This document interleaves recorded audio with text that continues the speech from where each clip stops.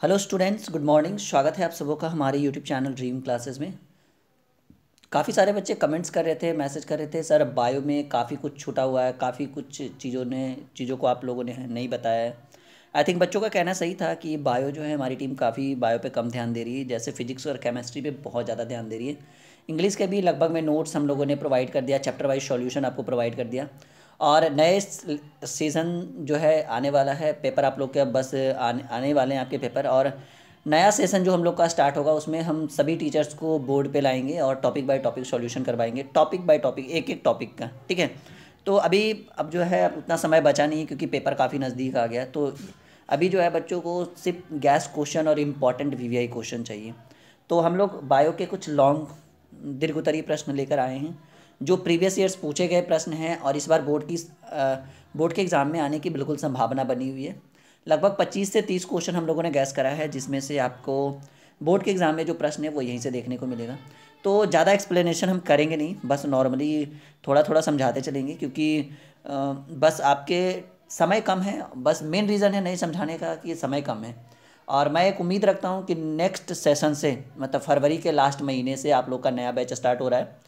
जो बच्चे इस बार 12th में जाएंगे, आप सभी बच्चों को मोटिवेट कर दीजिएगा ड्रीम क्लासेस के लिए। प्लीज़ इतना तो आप हमारे लिए कर ही सकते हैं, मोटिवेट कर दीजिएगा। और वहाँ यहाँ पे जो है ना हमारे चैनल के थ्रू बिल्कुल फ्री ऑफ कॉस्ट, कोई भी फीस देने की ज़रूरत नहीं है, फ्री ऑफ कॉस्ट जो है आपको चैप्टर वाइज सॉल्यूशन और टॉपिक बाय टॉपिक बोर्ड पे जाके टीचर आपको समझाएंगे बढ़िया से, लाइव सेशन ऐसे। ठीक है, ना कि पेजेस पे। पेजेस वाला प्रोसेस अब करेंगे, लेकिन पेजेस वाला प्रोसेस तब करेंगे जब एक लेसन हो जाएगा, फिर उसका सॉल्यूशन जब देंगे ना तब पेजेस का यूज़ करेंगे, आई मीन पीडीएफ का यूज़ करेंगे। तो लॉन्ग क्वेश्चन में 5 क्वेश्चन हम लोगों ने ऑलरेडी आप लोग को बता दिया था। अगर आपने नहीं देखा है तो वीडियो के डिस्क्रिप्शन में लिंक डाल दिया गया है, पार्ट 1 का देख लीजिए। आज हम लोग क्वेश्चन नंबर 6 से चलेंगे। प्रसव क्या है, संक्षिप्त वर्णन करें। ठीक है। तो कह रहा है कि गर्भावस्था जो साधारणतः लगभग में 270 या 10 दिन और एक्स्ट्रा मान लीजिए, 270-280 दिन का होता है। उसके बाद शिशु को गर्भ से जनन नाल के द्वारा बाहर आने की प्रक्रिया को प्रसव कहते हैं, जब बच्चे बाहर आते हैं। जब गर्भावस्था पूर्ण हो जाती है तो प्लासेटा के द्वारा एक प्रकार का संकेत उत्पन्न होता है जिससे पीयूष ग्रंथि सक्रिय अवस्था में आ जाता है, जिससे ऑक्सीटोसिन हार्मोन निकलने लगते हैं। यह गर्भाशय के मांसपेशियों में संकुचन उत्पन्न करता है। संकुचन के कारण महिला को प्रसव में दर्द होता है। जब ऑक्सीटोसिन हार्मोन अधिकतम निकलने लगता है, जिससे संकुचन तीव्र हो जाता है और शिशु गर्भाशय से जनन नाल के द्वारा बाहर आ जाते हैं। ठीक है। तो ये हमारा प्रसव का उदाहरण हो गया। तो इसके बाद जो है प्लासेटा को जो है वो काट दिया जाता है, शिशु जन्म लेता है उसके बाद। तो ये हो गया पहला क्वेश्चन प्रसव। दूसरा क्वेश्चन है यानी क्वेश्चन नंबर 7, मानव का निषेचन किस प्रकार संपन्न होता है। तो ये सभी बायो के इंपॉर्टेंट क्वेश्चन है, गैस क्वेश्चन है, लॉन्ग क्वेश्चन। ठीक है, दीर्घ उत्तरीय प्रश्न है, बार बार जो है एग्जाम में पूछे जाते हैं। और हमारी टीम ने गैस किया है तो सिंपल सी बात है कि हमारे टीम के जो एक्सपर्ट है, बायो के एक्सपर्ट, ठीक है, उन्होंने तो जो हमारी टीम के बायो के एक्सपर्ट है उन्होंने कुछ सोच समझ कर ही आपको क्वेश्चन गैस करा होगा, इसमें तो कोई डाउट नहीं है। अगला क्वेश्चन है, मानव का निषेचन किस प्रकार संपन्न होता है। तो कह रहा है मैथुन के समय करोड़ों की संख्या में शुक्राणु वेजिना में आता है। शुक्राणु पूंछ की सहायता से रेंगते हुए यूट्रस तक यानी गर्भाशय में प्रवेश करता है। अगर अंडाणु तथा शुक्राणु एक ही समय अंडवाहिनी के इस्थमस तथा इम्बुला की संधि स्थल पर पहुंचता है तो अंडाणु और शुक्राणु के मिलन हो जाता है। और ये निषेचन की क्रिया जो है और भी काफ़ी सारा है, देख लीजिए, पढ़ लीजिए। ठीक है। और इसी तरह से जो है निषेचन की प्रक्रिया संपन्न हो जाती है।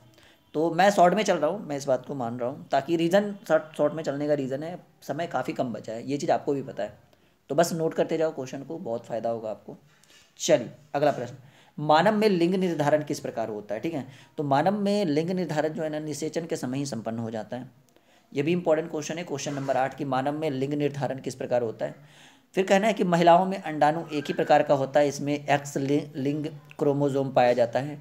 नर के शुक्राणु में 50% जो होता है वो एक्स प्रकार तथा 50% बाई प्रकार का लिंग क्रोमोजोम होता है।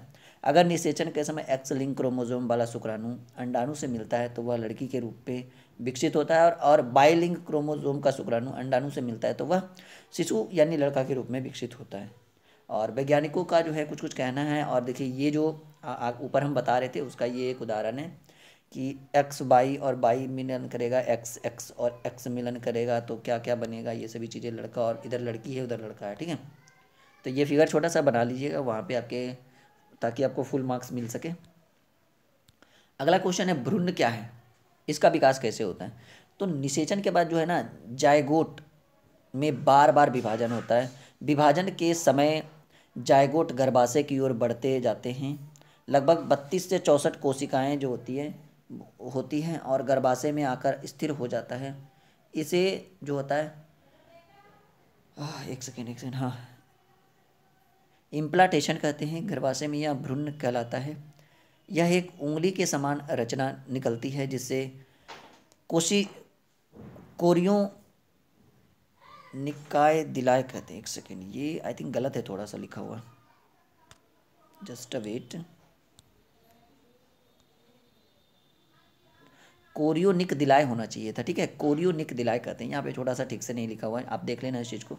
इसके साथ साथ माता के गर्भाशय से एक डोरीनुमा रचना निकलता है जिससे प्लासेंटा कहते हैं। इसी रचना से माता के गर्भाशय से पोषण प्राप्त होता है तथा वृद्धि करता है। यह रचना बाद में विभाजित होकर इक्टोडर्म से त्वचा, मस्तिष्क, इपाइनल कॉर्ड इत्यादि बनाता है। तो इस तरह से और भी टॉपिक्स हैं, आप इस चीज़ को अच्छे से लिख लो अपनी कॉपी में। तो मैं शॉर्ट में इसलिए निकल रहा हूँ क्योंकि पेपर जो है ना काफ़ी नज़दीक हो गया है बिल्कुल, ठीक है। तो इस क्वेश्चन को बिल्कुल नोट कर लीजिएगा कि भ्रूण क्या है, इसका विकास जो होता है वो कैसे होता है। ये आपको बोर्ड के एग्जाम में हो सकता है देखने को मिले भ्रूण के बारे में। तो अगले क्वेश्चन की ओर चलते हैं। काफ़ी शॉर्ट में वीडियो बना रहे हैं, रीज़न है आप समझ सकते हो कि काफ़ी कम समय बच रहा है बोर्ड के एग्ज़ाम के लिए, तो शॉर्ट में बनाना फ़ायदा होगा। क्योंकि टेंशन मत लीजिए, नया सेशन आ रहा है आप लोग का, तो जो आपके जूनियर होंगे बच्चे वो उनके लिए बहुत फ़ायदा है हमारी टीम के थ्रू। उनको जो है बिल्कुल स्टार्टिंग टू एंड तक आपको क्लास करवाया जाएगा, बिल्कुल टॉपिक बाय टॉपिक। बांझपन क्या होता है, इसे दूर कैसे किया जाता है, ये भी एक बायो का काफ़ी इंपॉर्टेंट टॉपिक है। दंपत्ति द्वारा असुरक्षित सहवास के बावजूद बच्चे पैदा नहीं कर पाना बांझपन कहलाता है। ये जो बच्चों का पैदा वैदा नहीं होना बांझपन कहलाता है। और आपको पता है कि मैं बायो का स्पेशलिस्ट नहीं हूँ, ठीक है। जो हमारे स्पेशलिस्ट टीचर है उन्होंने गैस करा है और मैं आपको इस चीज़ को बता रहा हूँ। तो कॉपी में नोट कर लीजिए बांझपन के बारे में, ये क्वेश्चन आपको मिलेगा। और अभी जो है कुछ टेक्निकल इश्यूज़ वगैरह चल रहा है, टीचर जो है अवेलेबल नहीं हो पा रहे हैं, कुछ काफ़ी उनका प्रॉब्लम चल रहा है। बट यू डोंट वरी, इस महीने के लास्ट में जब आपका नया सेशन स्टार्ट होगा ना आपके जूनियर बच्चों का, तो ठीक है, तो उनके लिए फ़ायदा होगा। ये इंपॉर्टेंट क्वेश्चन है, लैंगिक और अलैंगिक जनन में अंतर स्पष्ट करें। तो इधर लिखेंगे लैंगिक जनन और उधर लिखेंगे अलैंगिक जनन। देखिए अगर आपको कुछ डाउट हो रहा हो, क्वेश्चन मतलब लिखने में देरी हो रही है, वो आपसे नहीं लिखा रहा है, तो वीडियो को आराम आराम से रोक रोक कर भी देख सकते हो, कोई दिक्कत नहीं है। एक बार वीडियो को पॉज करो, क्वेश्चन लिखो, फिर वीडियो को पॉज करो, कोई दिक्कत नहीं। तो लैंगिक जनन, इसमें दो जीव के द्वारा नर और मादा के द्वारा संतति की उत्पत्ति होती है। अलैंगिक बारे में करा, इसमें एक जन्म द्वारा संतति की उत्पत्ति होती है। मतलब ये दो नर और मादा दोनों द्वारा संतति की उत्पत्ति, इसमें जो होता है ना वो एक जन्म द्वारा संतति की उत्पत्ति होती है। इसमें नर और मादा युग्मक का निर्माण होता है और इसमें जो है युग्मक की आवश्यकता नहीं होती।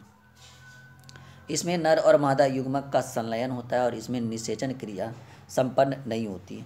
इसमें संतति जनक के समान नहीं होता है बल्कि विभिन्नता पाई जाती है, और उसमें जो होता है संतति जो है ना हूबहू जनक के समान होता है और इसमें विभिन्नता नहीं पाई जाती। इसमें विकास की समान जो है ना वो समानता होती है और उसमें विकास में इधर जो होता है विकास में वो संभावना होती है। जैसे तो इसमें विकास की जो होती है वो संभावना होती है और उसमें जो होता है वो विकास की संभावना नहीं होती है। तो ये हमारे 5 अंतर थे लैंगिक और अलैंगिक जनन में, ठीक है। तो इसको कॉपी में नोट करिएगा। और नेक्स्ट हमारा क्वेश्चन है मादा जनन अंगों के नाम लिखकर उसके कार्यों का वर्णन करें। तो ये हमारे 5 मादा जनन अंग हैं, जैसे फ्रैम्बी हो गया, अंडवाहिनी हो गया, गर्भाशय हो गया, योनि हो गया, स्तन ग्रंथि हो गया। और इसके कार्यों को जो है ये एक हमारा अंडाशय भी हो गया, ठीक है। तो इसके कार्यों को आप लिख सकते हैं, लिखा हुआ है कि अंडाशय के में कि 13 से 45 वर्ष की उम्र तक प्रत्येक माह 28 दिन के अंतराल पर अंडाणु का निर्माण होता है, ठीक है। तो एक एक कर करके सबके बारे में लिख लीजिए, बिल्कुल अच्छे से समझ में आएगा। तो ये प्रश्न आपको हो सकता है बोर्ड के एग्जाम में इस बार देखने को मिले कि मादा जनन अंगों के नाम लिखकर उसके कार्यों का वर्णन करें। कॉपी में नोट करिएगा। और अभी और भी वीडियोज़ आपको हम प्रोवाइड करेंगे। ये भी मोस्ट इंपॉर्टेंट क्वेश्चन है, क्रॉसिंग ओवर का क्या महत्व है, ठीक है।